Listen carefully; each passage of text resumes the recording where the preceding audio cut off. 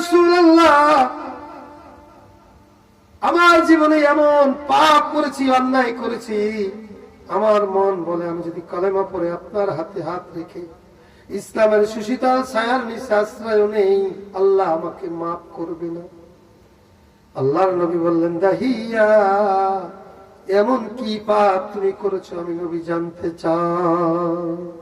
একজন সাহাবী ছিলেন দাহিয়াতুল কলবি, তার চেহারাটা ছিল এমন, হযরত জিবরাইল আলাইহিস সালাম যে রূপ যেভাবে আসতেন, এই দাহিয়াতুল কলবির চেহারাটা ছিল ঠিক তদ্রূপ। অথচ এত কঠিন খারাপ লোক ছিলেন ইসলামে আসার পূর্বক্ষণ পর্যন্ত। তিনি একবার 6 মাসের উদ্দেশ্যে বাড়ি থেকে বের হলেন ব্যবসার জন্য। এক দেশ থেকে আরেক দেশে চলে যেত তারা ব্যবসার জন্য। যাওয়ার সময় তার স্ত্রী ছিল গর্ভবতী। বললেন,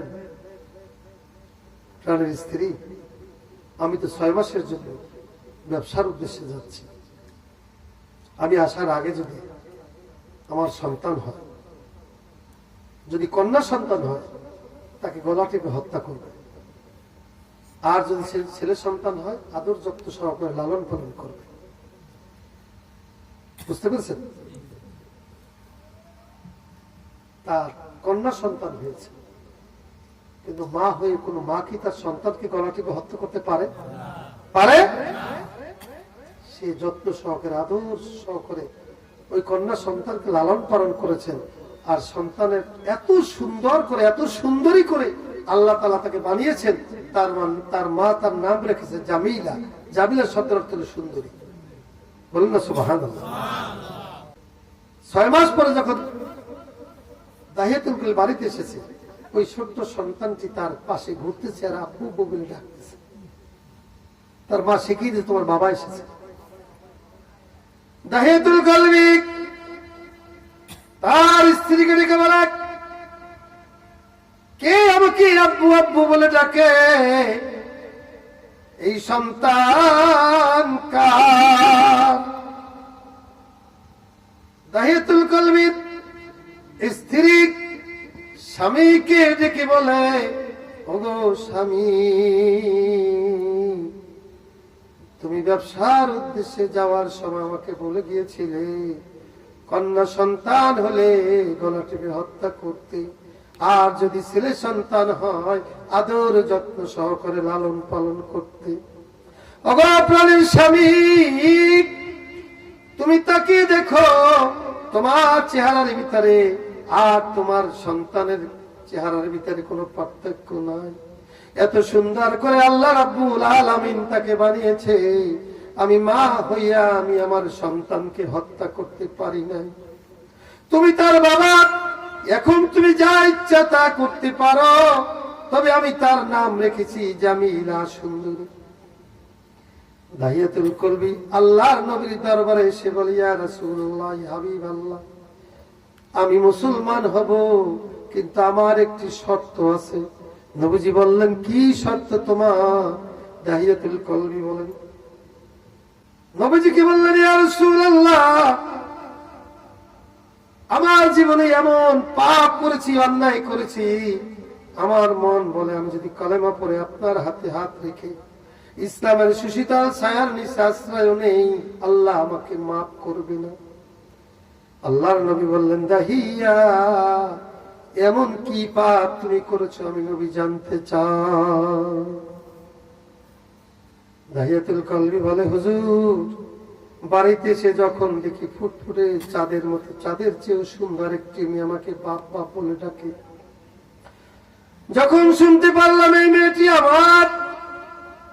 আমার স্ত্রীকে বললাম, ওগো প্রাণের স্ত্রী, তোর মেয়েকে সুন্দর করে গোসল করাইয়া দিন, নতুন জামা কাপড় থাকলে পরাইয়া দিন, জিন্দিগির শেষ খানা খাওয়াইয়া দে। আমার স্ত্রী আমার কথা মতো সুন্দর মতো গোসল করিয়ে নতুন জামা কাপড় পরাইয়া শেষ খানা খাওয়াই আমার সাথে দিয়ে দিলেন। আমি আমার মেয়েকে নিয়ে কঠিন গভীর জঙ্গলের ভিতরে চলে গিয়েছি। আমার ছোট্ট মেয়ে দাঁড়িয়ে আছে, আমি গর্ত করতেছি। আমার মেয়ে বলে, বাবা এই জঙ্গলের ভিতরে তুমি কার জন্য গর্ত করো? দাহিয়াতুল কলবি বলে, মা গো একটু পরেই বুঝতে পারবি কার জন্য গর্ত করতেছি। ইয়া রাসূলুল্লাহ, ইয়া হাবিবাল্লাহ, গর্ত যখন করা হয়ে গেল, আমার মেয়েকে ডাক দিয়ে বললাম, ও জামিলা, দেখা যা গর্তের ভিতরে কি জানি দেখা যায়। মেয়ে জামিলা বলে, বাবা গো এই মাত্র না তুমি গর্ত করেছো, গর্তের ভিতরে কিছুই না। ইয়া রাসূলুল্লাহ, ইয়া হাবিবাল্লাহ, আমি নিষ্ঠুর বা ধাক্কা দিয়ে গর্তের ভিতরে আমার মেয়েকে ফেলে দিলাম। শুধু ফেলে দেই নাই তাই নয়, ফেলে দিয়ে তাকে পাথর চাপা দিতে লাগলাম। আর আমার মেয়ে চিৎকার করে বলে, বাবা গো জিন্দেগিতে তোমাকে একবারের জন্য বাপ ডাকবো না। বাবা তবু তুমি আমাকে জীবন্ত কবর দিও না। দাহিয়াতুল কলবি বলে, ইয়া রাসূলুল্লাহ, ইয়া হাবিবাল্লাহ, আমি আমার মেয়ের কথা না আসলে তাকে জীবন্ত কবর দিয়ে এসেছি। ইয়া রাসূলুল্লাহ, আমি এত বড় অন্যায় করেছি, আল্লাহ আমার মনে হয় আমাকে মাফ করবে। আল্লাহর নবী রাসূল পাক সাল্লাল্লাহু আলাইহি ওয়াসাল্লাম বললেন, দাহিয়া রে, এত বড় গুনাহটা তোমাকে আল্লাহ মাফ করে দিবেন তুমি যদি কালেমা পড়ো। দাহিয়াতুল কলবি বললেন, কালেমার বিনিময়ে যদি আল্লাহ তাআলা আমাকে মাফ করে দেন, আর মুহূর্ত দেরি নয়, আমাকে পড়াই দেন লা ইলাহা ইল্লাল্লাহু মুহাম্মাদুর রাসূলুল্লাহ।